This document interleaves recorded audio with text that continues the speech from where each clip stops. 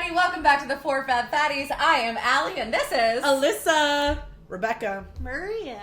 Hey, everybody. So we are talking about this week a viral post that we saw over the last couple weeks. Now that it is one of our, honestly, our favorite seasons because we do support the troops, and that is the Girl Scouts. The Girl Scout honor. Yeah, 100%. So we've seen a little post that's been going around. And that's what we wanted to talk to you guys about today. And I'm going to read it for you, and then we're going to discuss things like we do. We're going to get down to it. Here we go. Let's go. When you're approached by a Girl Scout selling cookies, please do not mention your diet, talk about calories, point out your body flaws, narrate out loud why you're not buying them if it has to do with your weight, narrate out loud why you're not buying them if you can't have them in the house because you'll eat the whole box, or ask which cookies are the healthiest. A simple no thank you goes a long way for our girls. I mean, I think it's a fantastic post. Same. And I think it's way overdue. The fact that we haven't seen anything like that yet, I don't know. I think it... Like, what year is it? No, I know. I just think it's really impactful, and I think it's... For people who are not aware, I think it's a good way to be like, hey, check yourself. Your language matters. Like, let's honestly, let's talk about this, though. Mm-hmm. Like, why... Like, we know, right? The four of us know why this matters so much. But for people who might not know, why does this matter so much? Right now, especially. But just in the grand scheme of things as well. Yeah. I mean, my first thought goes to, I am 35 years old, about to be 36 in like a week, okay? Happy birthday. Thank you. I said it so I get a happy birthday. I have vivid memories starting from the time I was 6 or 7 of people saying things to me about what I was eating. And they did affect me and tell me if I was good or bad. You know, and so it starts really early, and the way we talk to our children is often the way we talk to ourselves, the way we talk to others. And we're careful usually when we talk to children. So if it's even coming out there, you know, then what else are we doing with our words? So I just think it's really helpful that we are talking about it and that people are trying to raise awareness that what you say to these kids as they're doing these things that are very normal kid things that's been part of a large tradition for the Girl Scouts, it might stay with them, all right? And it is affecting them even in the moment, even if it doesn't stay with them till they're 35, still remembering what you said. Uncle Eddie, I'm thinking about you. Through a lot of... Shots fired. Through a lot of reflection, I think people are surprised to hear that the first memory I have of like restricting food was in 5th grade at lunch. Wow. Like because I was so aware that my body was different. I was in elementary school. Wow. And I literally took my lunch and would throw it out and just to pretend like I ate the whole thing. Right? Like, that's so young. Like, I think about that now. Like, you're a baby. And I already had a concept and an idea that my body was not good. And I needed to fix it and change it.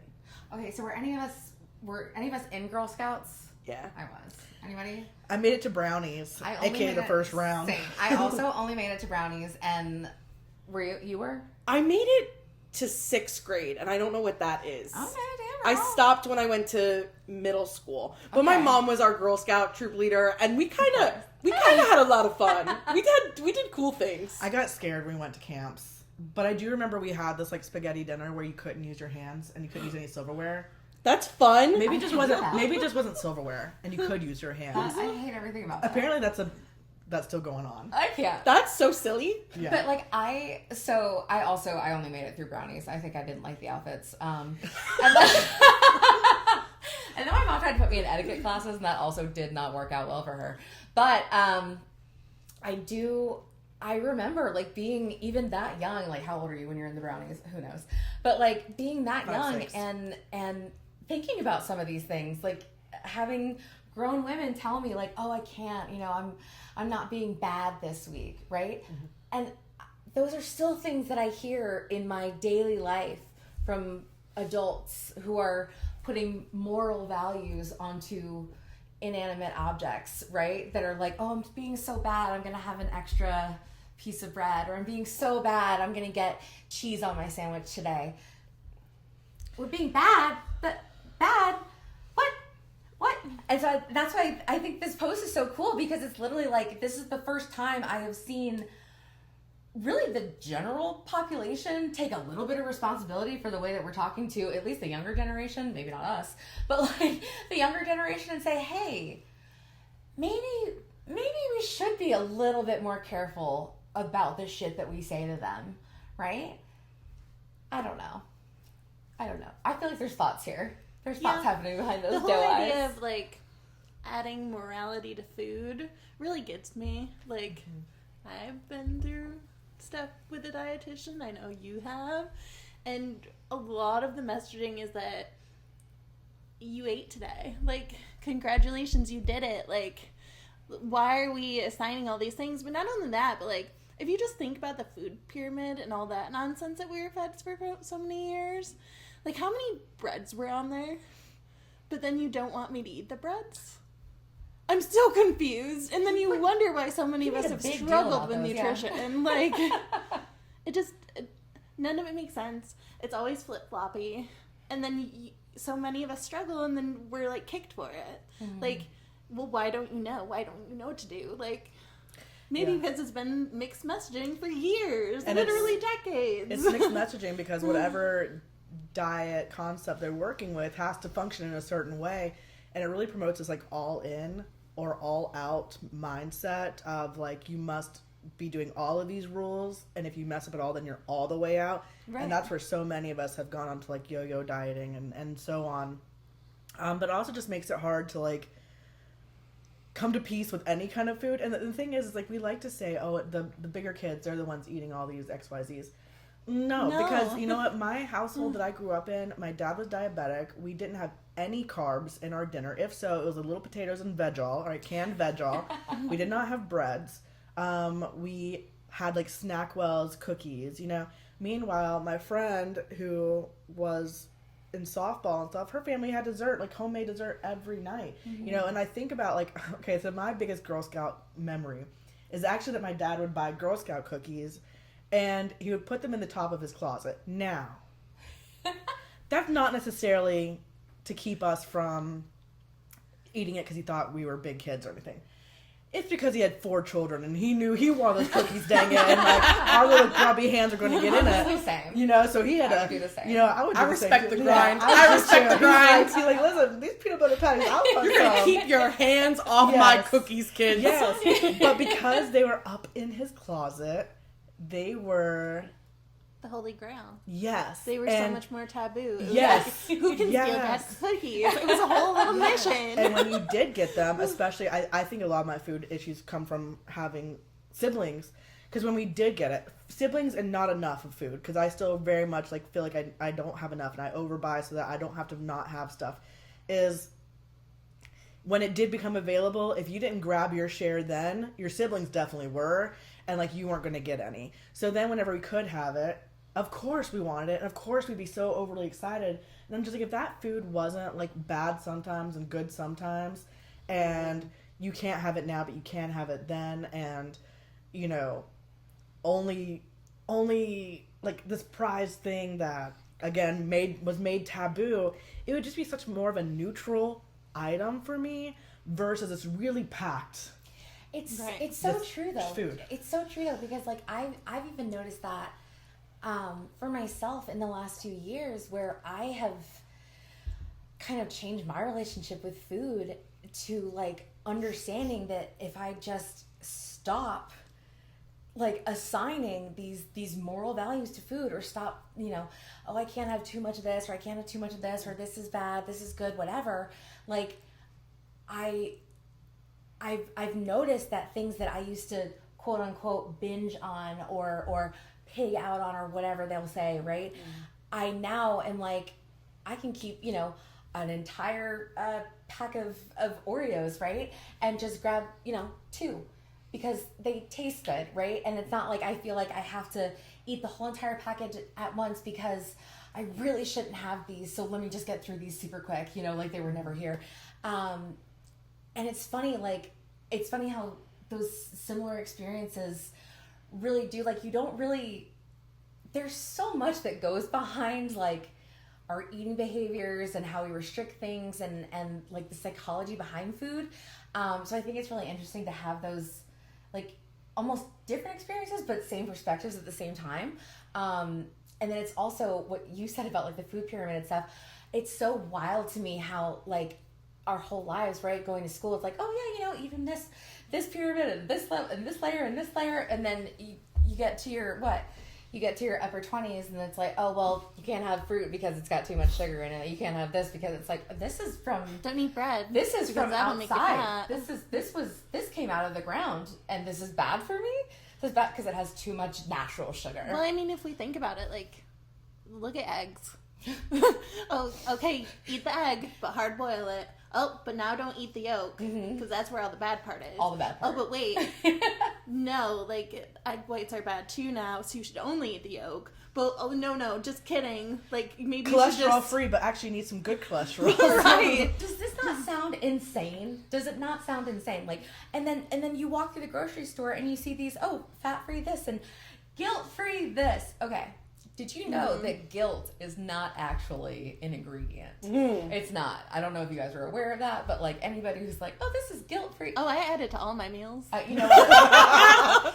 A sprinkle of that, a sprinkle of this. A little bit of guilt. A little salt, pepper, a dash of shame, and a quarter cup of guilt. I like to add a little petty at the end of mine, too. Just, you know. Just And for a whole funsies. heap of love. If you add joy to that, you better back away. You better Right back too far. But if you have those Dolly Parton brownies, though, that's another story. Anyway, sponsor us, Duncan Hines. Oh yeah, I tagged their butt the other day, and they did respond with some hearts. I know, like I love me some Dolly Duncan. You guys, we're soft launching our relationship with Duncan Hines right now. Oh my God. I am curious about kind of what were. You made 2 points that I really want us to kind of branch off of. One is that, like, we're thinking about how we are starting to think about the way we talk about this with kids, and yet it's not necessarily translating to how we talk about this with adults, which is interesting. And that's always code for me being like, I hate it. And then I think the other thing is, like, what are those early experiences we've all had as kids that start making morality equate with our food choices? Like, I'm curious how that started getting instilled in us, because I do think it's a lot from the people closest to us, and it's things we've heard, and again, sometimes we've only heard it once, but it was enough of, like, a shock to our system. So I'm kind of curious, like, what memories do you have where you realized food was being moralized and you started taking those on? I wish I could pull it up on my phone, and maybe we'll put something in the video or in the description, but there is a statistic currently that you can predict what a girl's body image is going to be based off her mother's body image. And it's a very high statistic. And in my case, I don't think either of my parents have a good relationship with food. I think my mom has done a lot of work for herself. And she has started with one of those boutique gyms, but, like, she loves it there and she's so happy and she feels good in her body. And I love that for her, right? And it's not that she's lost weight or her shape has changed. It's just that she feels empowered in her body. So I think she's been working on that much later in life. And frankly, I think a lot because her daughter started working on it. My sisters and I really pushed my mom to be like, why are you wearing clothes that our grandmother would wear? Like, you don't need to do that. Like, why are you hiding? Why are you, you know, like, where, you know? I do think it's our generation and maybe, like, the decade above us that are really bringing these conversations up, and the older generations are being pushed to think about these. They didn't have their peers to talk about this stuff with, so it's not surprising to me. Yeah, I think, you know, as someone who has done a lot of personal reflection on, like, my journey and how I ended up here, and, you know, I think we don't realize how consistent the messaging is. And truly, I don't think we, even as people who are cyber aware, are always keyed into where the messaging lies. It is as simple as talking to an acquaintance who is in a smaller body and them talking negatively about their body. That is a jab. That is a message. We talked about this when we were actually talking about the idea for this episode. We were in the car. Where were we driving to? We were driving up to Concord to go to Basilica. Yes. Okay, so we were talking about this episode specifically, and we were talking about how, so in one of my previous lives, I was a realtor, and I worked with some of the most beautiful women in the world. I mean, they're absolutely stunning, right? But they also are, their bodies look very different than mine. They're considered a straight size, they're considered skinny, thin, whatever you want to call them, right? And this was kind of at the beginning of my like self-love journey, my body acceptance, all the loving myself stuff. I don't know what I just did all that. And it became so apparent to me so quickly, like how I didn't realize like how often there would be at least one, if not several of them every single day coming into the office. Oh my God, I'm so fat today. I'm so fat today.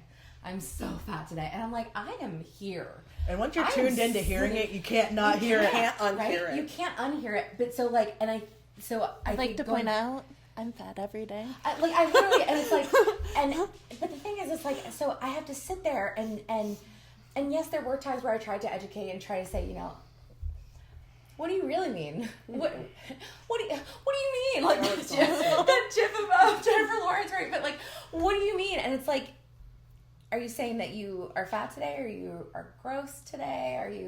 What are you actually saying, right? And so it did cause some of them to think about it, but for the most part, it was always, I'm so fat today. Oh, I need to lose 3 pounds before I go to Mexico next week. And it's like, oh my God. But at the same time, like, it was kind of going back to your question, like, I didn't really realize until I kind of started doing the work of like how often I would hear somebody say those things like in my general orbit and just like not taking into account the way that we speak around people and the way that we have these conversations. And kind of again going back to like, I'm so happy that we now have this viral post and that adults are taking responsibility for the way that they're talking about food and bodies and all this stuff around kids, because it is so internalized. Because I do remember from a very young age of being, you know, super self-conscious about going for seconds, right? Or of oh, are you going to eat all that? Or, you know, these like microaggressions that you don't really understand, like their impact until you have 35 years of like, oh my God, like, didn't you just eat? Or are you really going to, you know, you're going to have dessert too or whatever. And it's like, Yeah. It does a lot. The amount of times that people have commented on what I had on my plate is beyond my ability to count. Yeah. So I brought up my Uncle Eddie, and I must have been probably 6 or 7, and it was like a 4th of July party, because that's when we would go over to their house because they had a pool. And I remember being in the kitchen and getting some food, and it must have been my second plate. He goes, second plate already? You know, and I just remember feeling like, wow, like, I felt so observed. mm-hmm. Yeah. Like, so under the microscope. And I see that now with my nephews and niece and stuff. I have one nephew, Parker, who he's going to be a tall boy.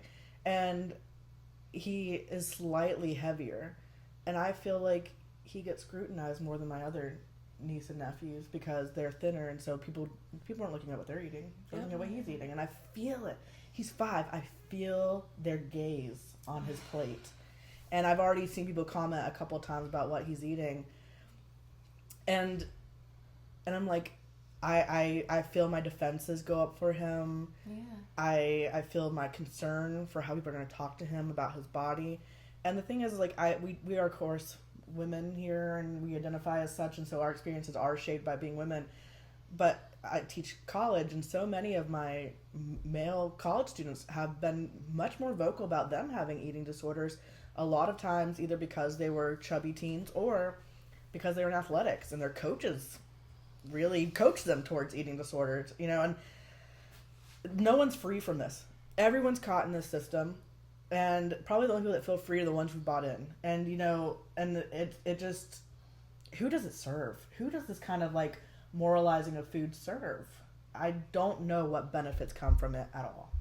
Just moralizing of our bodies in general, moralizing of food, moralizing of our looks. Like, I mean, if we could answer those questions, I don't think we'd have a podcast, honestly. But like, like it really, and we dealt with it again this week of having someone tell us that we were actually putting harm out into the world. We were by putting out a dangerous message when we're just telling people that you don't have to look at yourself and say, you don't have to look in the mirror and say I'm good or bad, right? Mm-hmm. Now, internally, could people be better or worse? Sure. Absolutely. Yeah. Absolutely. Like this woman who said these things about us, right?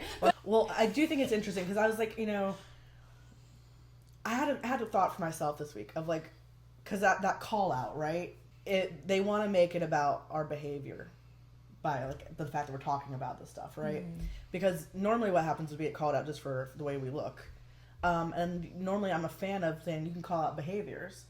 But I thought it was so interesting because we saw like our perspective of our behavior and what we're doing is very different than her perspective of our behavior and what we're doing.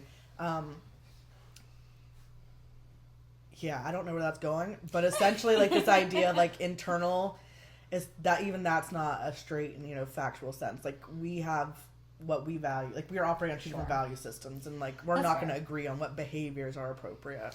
That's me sprinkling into petty. Yeah. That was what I was doing there. Not only that, but can we just talk about what that video was that she even commented on? Please do. Like, it was literally just us dancing. Like, we were pure baby angels. We were literally just dancing. There were some terrible dance moves, mostly from me. I was going to say, mostly me. Y'all's were elite. Actually, you know who's were elite? Alyssa, your dances were elite. Yeah, she meant it, but... Thanks, guys. That makes me feel good. But all we were doing was dancing. And all of a sudden, there was all this moral ambiguity added to it out of nowhere. Had nothing to do with anything. But also, can we talk about the fact that when we don't move, we're told that we're so fat, and why don't you go out? Why don't you do something? Why don't you move your body? And now we're literally doing that, and it's still not good enough. Still. And then to add to that, like,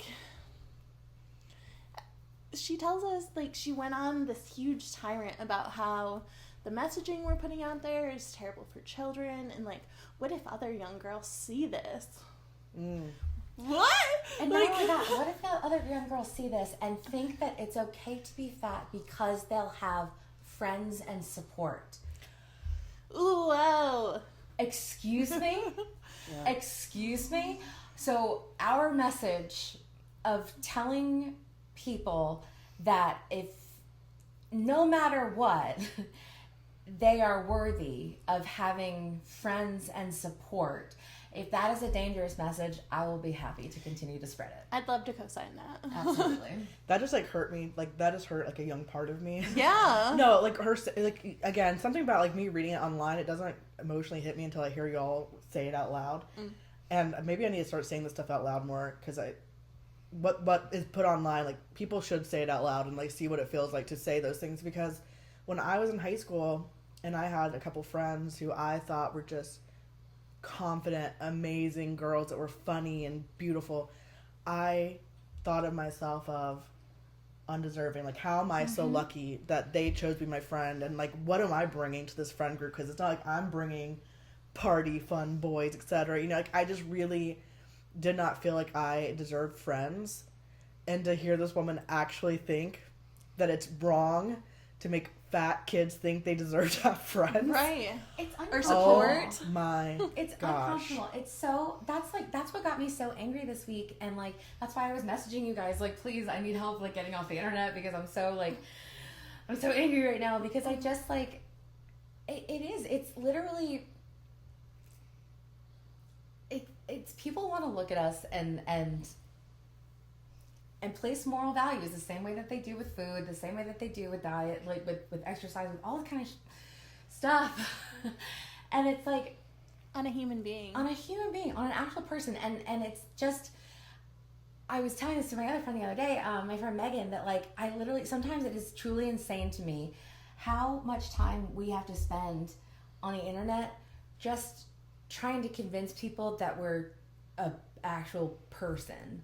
Right. Like a person and not just a body, and not just a body that looks different, and that we literally are just here to spread a little joy and let people know that it's okay to not hate yourself. And we're getting, oh, well, that's not what you're doing. That's not what you're doing. You're promoting obesity. You're promoting obesity. You're telling people that they should be fat. No, never Where? once have we said you should be fat. And if You you want should to be be fatter. please go for it. Absolutely. Sure, Like, but we've be never whatever once you had wanna that be our messaging. Or like, we're not promoting any body type. We're not promoting a diet. We're not promoting an exercise. We're not promoting anything other than pure fucking joy. Well, I would actually like to think about what we are promoting. So, Please do. one of the things like that I'm curious about is how do you talk about bodies with others? How do you model it? Do you try to show different ways of talking about bodies? Like, Alyssa, I'm curious about you because you work with kids. Yeah. And you're around a lot of kids, so you hear them talking about things. I see. Are you okay? Yeah. Okay. Yeah, I was getting upset a little bit. I'm sorry. No, not because of anything you said, but just because, like, I really do work with kids. And for people who don't know, I run a theater and a dance program at a local YMCA. And I have kids from preschool all the way to, we actually had adults this year in our shows, which was a lot of fun. But I think people don't realize that kids are always listening and they're always watching and they're always learning. And that is what is so beautiful and so scary about kids. And, I don't know if this adds any value to the podcast or to this episode, but Rebecca was talking about, her uncle and people making comments. And I have a really, really strong memory of me in middle school, and I was dancing like 30 plus hours a week. Like, dance was the only personality trait I knew I had. And frankly, I didn't even really feel like I belonged there, which is so crazy to me. Like, thinking back, like, I never felt like I had a place at my dance studio. I felt like I was constantly bullying the bullies. So, like, I wasn't even myself, And I was, like, fighting for a place to, like, be there and, like, be a good dancer regardless. But regardless, I remember sitting at the table and my grandmother, who's also in a large body, my Nona, looks at me and goes, "Alyssa, why are you so big when you dance so much?" And I don't remember what I said, but I do know that I responded fairly aggressively to the point where my dad called me into the other room and, like, yelled at me. He was like, "Do not yell at my mother." And the fact that he was, like, defending the question instead of being like, coming in being like, "Hey, we're not going to ask that and we're not going to answer." Yeah. Like, okay, sure, if I needed to be checked, I needed to be checked. But I think it was the message of defending. Right. It was okay for her to have those actions. Yeah. But it wasn't okay for you to have a reaction. Yeah. And I was learning. I was in middle school at that point, and I learned, like, oh, my body is okay for anyone to talk about it in comments. Yes. Yes. That's what I open learned. for discussion. Yes. And like, I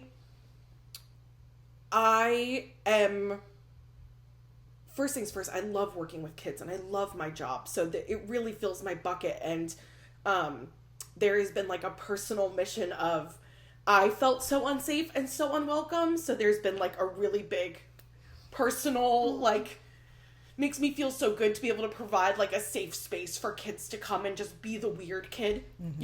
We have so many weird kids. And yes, we have other kids who aren't weird, who goes, "That's the weird kid." And yes, I go, okay. I'm the weird kid. Right? I love that. Okay, so they're different, that they're still welcome here. And we send a very, very strong message that anyone is welcome, regardless. And the only thing we do not tolerate is bullying. And even if you are making a mistake, we're going to have a conversation about it. We're going to check each other and we're going to move forward in love. And if we can move on, we'll never bring it up again. We really give the kids a place to make mistakes and grow and learn. And absolutely in the arts and auditioning, we get all of the body image stuff that also comes into that. And I think the team that I work with is hyper aware of it because of my experience, and they know that I had to take medical leave from work and that I was doing a lot of it. But yeah, we absolutely do have to have conversations around like, where's your snack? Why aren't you eating a snack right now? Like, we've been rehearsing for 3 hours. What do you mean you didn't bring anything? Yeah. Like, you need to eat something, you know? Yeah. The kids know me because I'm constantly like, you need to drink water, you know? Like, you need to fuel yourself. Something silly I say is like, if your pee's not clear, you need to drink more water, you know? Which is not necessarily the truth, but like anything to get them to like take care of themselves, you know? And I'm really careful to say like, I don't say pack a healthy snack, right? I say pack a snack that's going to give you lots of energy is more the verbiage we use, right? And really being clear and direct in what you're saying. Like, words really do matter. And I think that's the whole thing around this episode, is that your words matter, your actions matter. Kids are always watching, they're always learning. If you are not responding in the appropriate way, they are learning something and taking something away from that, right? That's so true. That's like 100%.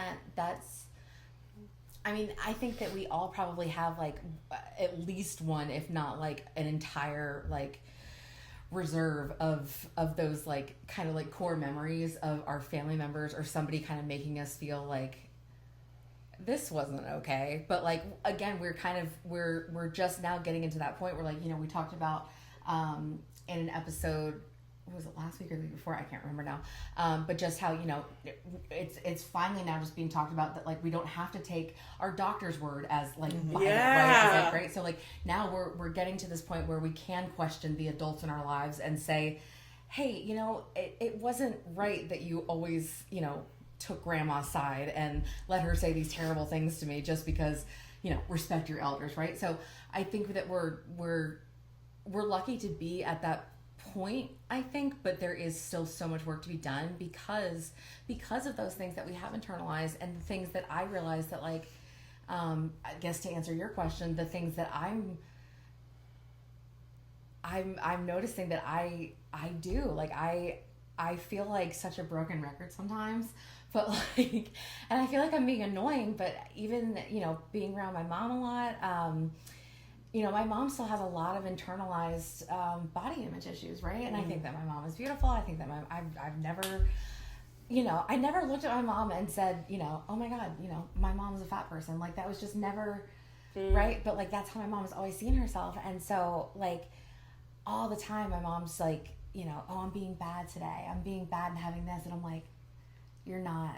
It's just food. It's just food. You're having a snack. You're just having, you know, whatever. And like, but I, you know, even being around like my aunts and really anybody who makes any kind of comment about how they're eating, what they're eating, how much they're eating, any kind of this behavior around food, like trying to moralize their food around me. I'm just like, can you not? Yeah. You don't have to do that with me. Like, I specifically make sure that if nothing else, I will be the one safe place in your day where you don't have to feel judged or guilty for anything that you're doing. For if you're eating food, if you're crying, if you're whatever, like, I am a safe space for you, because I just feel like that's a big part of what a lot of us kind of missed out on growing up, was not really having that safe space to go to because our elders were, you know, law. Yeah. And I think, you know, it's hard to navigate checking your parents or, you know, that kind of stuff. Like, that made me think about a couple of years ago, I was at a birthday party for my niece, and there was someone at the party who had lost a lot of weight. And immediately, as my personal family members, my immediate family members were arriving, they kept being like, oh, so-and-so's lost so much weight. I wonder if she's done XYZ. I wonder if that. And at the time, I was at my highest weight I've ever been, and I had already felt like my body was again open for discussion. And I just said to them, I was like, excuse me, like, when did she invite us to talk about her body? And I just said that very frankly to all of them. And for the first time in my life, my dad turned to me and said, I'm sorry. And they stopped. Wow. And And it's scary to do that, you know, and I think we have to be like, do y'all realize what you're doing? Like, it's so part of the way we think. It's been so ingrained to look at people's bodies and make comments about bodies changing. Well, even when you think it's a positive. Yes, thank you. Like, they're framing it Or as a positive. compliment. But again, who invited you to talk about her body? Yeah. And she's not in this conversation. So, like, why is she up for discussion? And I just had such a anger that came out, and luckily they heard it, but they probably, if I had not done that, and maybe even after when I'm not there, they're still going to, you know? Yeah. And that's really hard. And so I feel like with me, I feel most empowered as a teacher. Granted, it's a removed relationship to my students because I'm not their family member or anything like that, but every single semester I talk to my students about being fat, every single semester. And I find it empowering for myself. I find it empowering for students, because I teach writing. We talk about the power of words, and I talk about it from the frame of like what that word meant to me when I was young, and how I was opened up to different ways of viewing that word as I got older, and that I realized that words are malleable, but they also have power depending on the intention, depending on who's saying it to who and in what ways, and that words don't just mean one thing. They mean lots of different things depending on how we're using it and who's saying it and for what reasons. And I always talk about being fat, and I find that 98% of my students see me in that moment as being vulnerable and brave, and that means they can be vulnerable and brave too about their experiences. And 2% laugh at me for being fat. And I'm not teaching for that 2%. Right. Yeah. You know, I'm teaching for that 98% who hear it and then say, you know what? I had an eating disorder in high school and I'm still dealing with it because I was in wrestling and I had to cut weight all the time. Or I had to go to a mental health facility in high school, and for the longest time I was embarrassed to tell anybody, but now I understand that it's part of my story. You know, like, I'm there for that 98%, and I think when we use our language for acceptance and understanding, things do follow suit. Like, that's something we have as a power in ourselves, to use language in a way that opens versus closes. Language is so important. Yes. And think about it, like, we had a pre-podcast like team meeting, right? Even just talking about like language that I might not know yet, that will be offensive to, you know, people in larger bodies, because I'm still learning, and you guys knowing more because you've been on the internet longer, right? Like, we were saying language matters. Yeah. What you say matters. How you say it matters. Mm-hmm. The way you talk to people matters. So I think it's easier for people to get behind the way we talk about body image to kids, because they're just kids, right? I do think it can be a really strong starting point, in the sense that if we are careful and kids can grow up to be empowered regardless of what their body is, that maybe they'll do better moving forward about just not making comments about their body to other people or other people's bodies, and that you see growth long term. But this is very much directed towards like kids, right? So one of the fun things about bodies is they do things. They all look different. And they change. And one of the things that's over the last year has happened for me is, because I've gotten smaller in size, I still have lots of fat in my body, but it's softer now. And it has different shapes, you know. And one of the things that my nephew Parker, who I do spend a lot of time with, this summer we went to the water park a lot. So we were always in swimsuits and everything. And kids are observant. And so kids will say the darndest things, you know? And one of the things, like, he's a very loving kid, and he was kind of touching my arm, and he's like touching my arm roll that hangs, you know? And it's a very soft roll, you know, arm roll now. And he's like pushing it up and down. And I think a lot of people would immediately like, no, don't touch my fat bits. I think that's like immediate reaction for a lot of people, especially if it's an insecurity of theirs. But I don't want him to be scared, or like, everyone's arms look different, right? It's just my arm. He's just being sweet and soft with it. Oh. And so he's like, I like your arm. And I'm like, it feels like pudding, doesn't it? Like I just imagine pudding like in a balloon. It's just soft. And he's like, yeah. I was like, it's my pudding arm. And he's like, pudding arm. And he's just sitting there like bouncing it. And you know, for me in that moment, it was just kind of like, aren't bodies interesting that, like, they feel like different textures and they look like different things and your fat can go in different places. And, you know, every time he would see me after that, he'd be like, pudding arm, he'd want to touch my pudding arm again. And it became this thing. And then my sister's like, you know, he's kind of going up to other people and, like, wanting to touch their pudding arms. And, like, that's amazing. And he's not actually calling it pudding arms, but, like, now he's kind of fascinated with arms. Yes, and, it's you know, cool. yeah. And You gave him an arm kink? Stop it. I'm sorry. Stop You took it. it into a dark place, Alyssa. I cannot. couldn't help it. I cannot. But he's, you know, it's no longer summer. Winter has happened. He hasn't talked about pudding arm in a long time, so I think he will develop fine. But he is going to be used to fat bodies. Like, his family has fat bodies, right? So, like, to him, seeing someone who's fat, who has an arm roll, is not shocking to him. It's not going to be anything that's, like, weird or out of the norm. And I'm like, I feel like he's going to be better adjusted to know that people exist in multiple bodies based on that. Can I tell you something, though? Like, it's so random, but, like, this is, like, partially healing me a little bit that you have this story, because so my arms look very similar to yours, but my arms started looking this way a very long time ago. Like, I was in high school when my upper, like, arm started to drop more, right? Mm-hmm. And, like, it was nothing that I had done. It's just my body just developed differently, right? And, like, I had fat coming from a different place than other people held fat when I was in high school, right? And I of course noticed it, right? Like, as soon as it started looking a little bit different, that's what I obsessed over in the mirror. Every single day I was like, why is my arm? And that's when I started wearing jackets every day. Like, I covered my arms all the time, right? Same. But the funny thing is that my first experience of having someone point that out, and not just me, was an ex-boyfriend who looked at me and goes, ugh, what's that? Right? And so, like, that's still, that I still have that in my head. And, like, even, like, you know, my boyfriend now, who, like, you know, kisses everywhere and is like, oh my God, every part of you is beautiful, right? Like, I have that, ugh, what is that? And then you just have this beautiful, you know, memory with your nephew who's like, pudding arm, I love your pudding arm. Like, and I love that. And that's so, like, wholesome, and, like, because he doesn't see it as gross or bad, or, like, it's just not my already arm ingrained in his mind. It's like, it's just a body. It's just a body. It's like, it's on your body. It doesn't make. It's his Aunt Becky's arm, who he loves. Yes. Yeah. That's wild. I have a vivid memory of being in high school wearing a tank top, and my oldest sister saying to me, "You feel comfortable wearing tank tops, like, with that?" And she had the same arm, but that's because it was uncomfortable for her. Yeah. And I wore sleeves for the next 4 years. You know, you'd be surprised what your own family members will say to you. That's the thing. One passing comment that likely she does not remember changed my behaviors for 4 years. Yeah. You know. There's this quote, I'm gonna screw it up because I'm the worst, but we love that.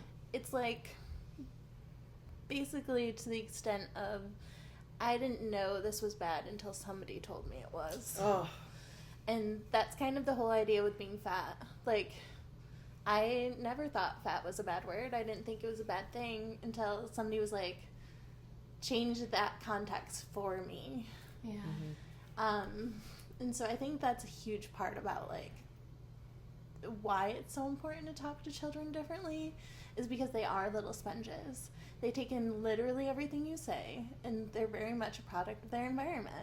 So if they're growing up in spaces where it's not safe, in spaces where you can't just be, like, what do you expect?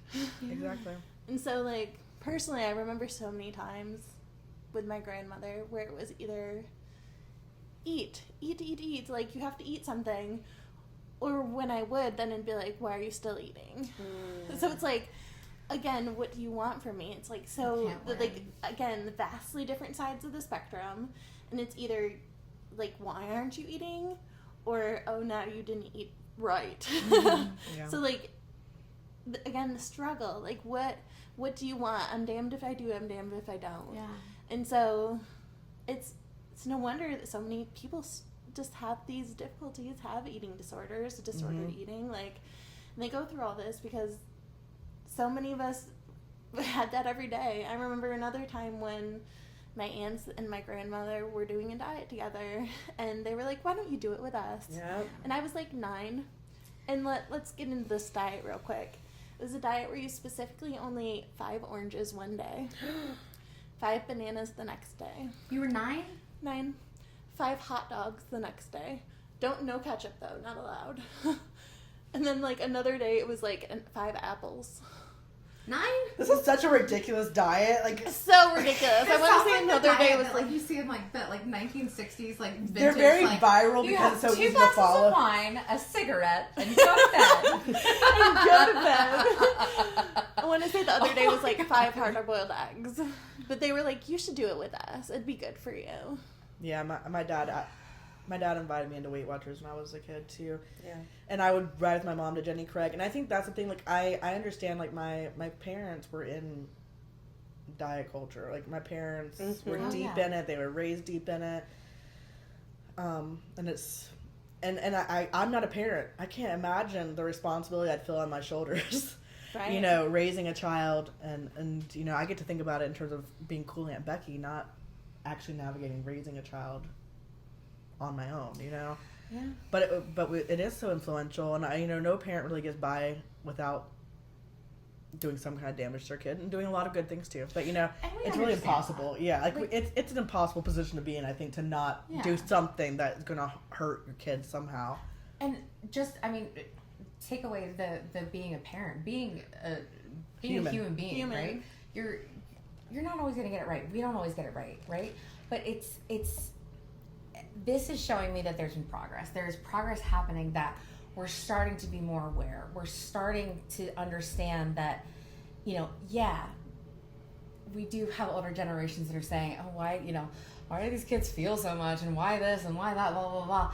Because we do know more now. And it's okay that we know more now. It's okay that we understand that, kids do start internalizing this shit super early, and kids start feeling bad about themselves really early because of the way that we talk to them, because of the way that we talk around them, because of the way that we put stupid moral values onto inanimate objects around them and make them feel like they have to question if they just literally everything. Literally everything. Literally have to question Well, everything. and what I have to think, like, if we think that's going to improve their childhood, guess what else it could improve? People's adulthood. It can, if we make adjustments to make a better world for our kids, those things can also make a better world for the adults in there. I have seen, it's not like, again, people are changed and suddenly they don't operate out of those things, but I have seen the effect of asking questions, being curious about the way we talk about bodies and food, have positive effects on my aunts, my mom. They at least have more tools to wonder why they're following what they're following. Right. And again, like, it might, effects on us. it might not ever lead to a good, not even good, it might not ever lead to a relationship with food or our bodies that feels comfortable or feels like it's like we're operating out of it all the time. I don't think any of us get to operate out of that all the time, but it gives us tools to think about why we're having the thoughts we're having, why we're doing the behaviors we're doing, and come to at least some better understanding of ourselves and not feel like it's just us.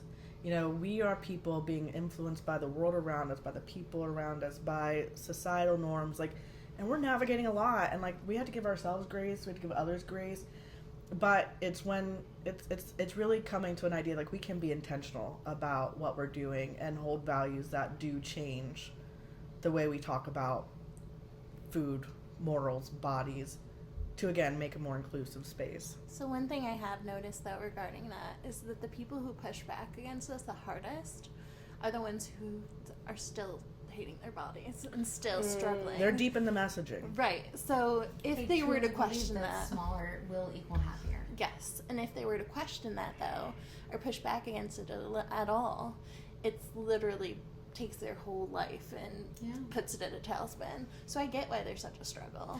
I do too. I have, just like Rebecca said, I have so much empathy for these people because you're human and you actually have feelings and you care about others regardless of how they treat you. Because we give grace to people and because we understand, because we can all take a step back and say, I know how you got here. I know that somebody has been telling you that you're bad, that you're not good enough, that you're not this, that you're not that. It's that okay you're if not I'm this. fat as long as I'm trying not to be. Yeah, 100%. Right. And like, and even you know, the 100-pound Betty Lou, whoever, right? Like, in leaving comments on terrible YouTube videos, right? She still hates herself, you know, like. It wasn't a terrible YouTube video. It was great. Right. But like, you The know, comments were like, terrible. whatever, but just like, you know, it's internalized in all of us. It's not just in little fat girls or adult fat girls, whoever. Like, we've all grown up in this society that has told us that our looks are our social currency, and that's what we really have to, and especially being women, I feel like we have that. It's like, this is like the first thing we have to offer the world, right? So it's like we all have to, it's just been ingrained in us. It's been ingrained in us from a very early age that our appearance is probably the most valuable thing we have to offer. And so I do give a lot of grace for women who look at us and can't understand why we wouldn't want to look like them, why we wouldn't, you know, why aren't you? Why are you, you know, why? It's like, because I know where you're at, I know where you've been, and like, I'm okay just existing and not existing to do anything other than just what feels good to me. Mm-hmm. Just what feels good to me. And I want everybody to do what feels good to them, but understand that that's what feels good to you. And that's just like, period. Doesn't have to feel good to me. I have a very important question that I feel like could wrap this up for us. I had a rapid question, so now I'm curious Oh to my see if God. yours is a rapid question that Okay. mine's going to be. Well, I'm going to ask mine, and then you ask yours. Okay. My very important question is, what is your favorite Girl Scout cookie? That was my question. Okay, on the count of 3, we're both going to answer, because we both had the question Wait, first. let me remember what's called, though. Okay, I know what my... I think I could answer. I actually just placed a Girl Scout order. At work, this is a little fun tidbit. At work, every single year we try and find like the kid. Who's the Girl Scout who's gonna hook the entire team up with cookies. It feels a little bit like a drug deal, but like for the Girl Scout cookies, right? We're always trying to be like, Stop Girl Scouts and drug deals. we're like, who's got the and literally on Wednesday, we got the kid who got the hookup, and they were like, listen, it's the end of the season. The plug. So we need to know everything you want. So I ordered for Billy. I got him. Wait, Oh. Don't tell us We got to yet. say what our favorites are We're gonna first. say our Alright. favorite on 3. I don't remember the name of my favorite. Maybe I do. That's on you. I'll say it. 1, 2, 3.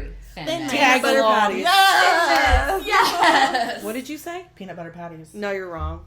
I don't even think that's the name of it. It's called Tag Tag along. Along. Well, it depends on what region it's in. Oh wait, are we seeing the same thing? Is it the peanut butter chocolate ones? Yes. Yeah. Oh, she's Now not you wrong. guys need a high five.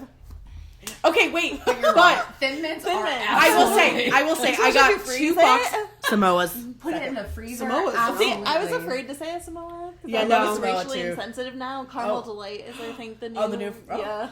No, they still have We're it. so sorry. They're still called that, I believe, in some regions again. But I didn't in know. some regionally. Oh, interesting. When I was looking at the list, it still said Samoa. So Oh. interesting. Either way, these two are wrong. Thin Mints are far and above. I ordered I agree. 2 boxes of Thin elite. Mints for Billy. I The ordered elite. 2 boxes of Tagalongs for me, and then I just threw in a little lemon drop because I've heard tried they're them and they yummy. Those lemon drops, they're You good. guys. So my favorite cookie used to be, they used to have one that was just shortbread and then it was chocolate dipped. Yes. And they were like either the alphabets trefoils. or... Trefoils. But those don't have Hello. chocolate now. But the old ones used to be like, had animals. Yeah, Or they I had like remember. the ABCs. And those were the best one and now they're just gone forever. That's So- okay. But a Thin Mint will do her. So there you go. Freeze it. I do agree, the freezer Thin Mint is good. But if I'm going to spend my coins, I can only buy 1 box. Peanut butter patties. No. Well, you guys let me know if you need Girl Scout cookies because I got a girl at work now. Listen, I feel like I gotta spread my monies around. Like I gotta support this little Girl Scout. I gotta support all the dreams, not just one. No, whoever Support comes the to me. troops. Buy Girl Scout cookies. If you can dream it, you can do it. And guess what? When you're an adult, you can put them in your own closet. You don't gotta put them in. Ooh! Or your own freezer. When you're an adult, you can eat as many Girl Scout cookies as you want to. That's right. Because That's guess how we what? got fat. Food is not morally ambiguous. You can edit that out, obviously. not going to happen. We're not allowed to make self-deprecating jokes, apparently. No, it's funny because Alyssa shared that story earlier, and I dated some guy who asked me how I got so fat because he liked fat women. But he's like, "How'd you get so fat?" And I was like, "Well, actually, I had a steady diet of once a week. I would eat 3 sheet cakes. It's like it's that simple, right?" They really do think But that. they really do think that. They really do And think just that. Yes, really true. Well, on that note, we're fat. We're fab. We're 4. We're friends. And we'll see you guys next time. Bye. Bye.